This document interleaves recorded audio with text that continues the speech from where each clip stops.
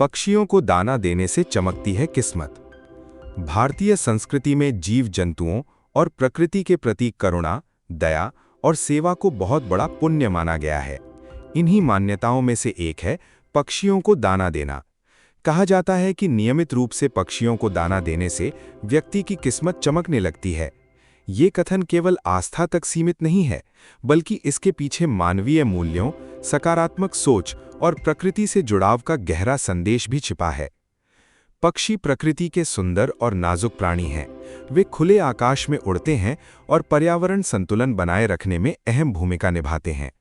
जब हम पक्षियों को दाना देते हैं तो हम न केवल उनकी भूख मिटाते हैं, बल्कि अपने भीतर दया और सहानुभूति का भाव भी विकसित करते हैं। ऐसे छोटे छोटे नेक कार्य मन को शांति देते हैं और सकारात्मक ऊर्जा का संचार करते हैं।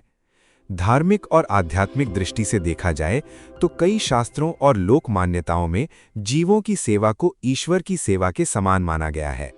माना जाता है कि पक्षियों को दाना देने से ग्रह दोष शांत होते हैं।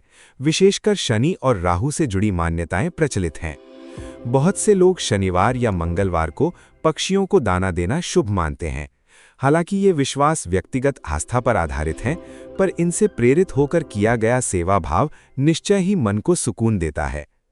मनोवैज्ञानिक दृष्टि से भी इसका प्रभाव सकारात्मक होता है।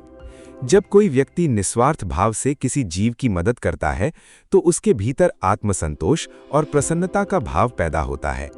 ये प्रसन्नता धीरे धीरे आत्मविश्वास, धैर्य और आशावाद में बदलती है। सकारात्मक सोच के साथ किया गया कर्म जीवन में बेहतर निर्णय लेने की क्षमता बढ़ाता है, जिससे अवसरों का सही उपयोग संभव हो पाता है। इसी कारण लोग कहते हैं कि किस्मत चमकने लगती है। पक्षियों को दाना देने की आदत हमें अनुशासन भी सिखाती है। रोज एक तय समय पर दाना रखना, स्वच्छता का ध्यान रखना और अनावश्यक नुकसान से बचना, ये सभी आदतें जीवन में क्रम और जिम्मेदारी लाती हैं।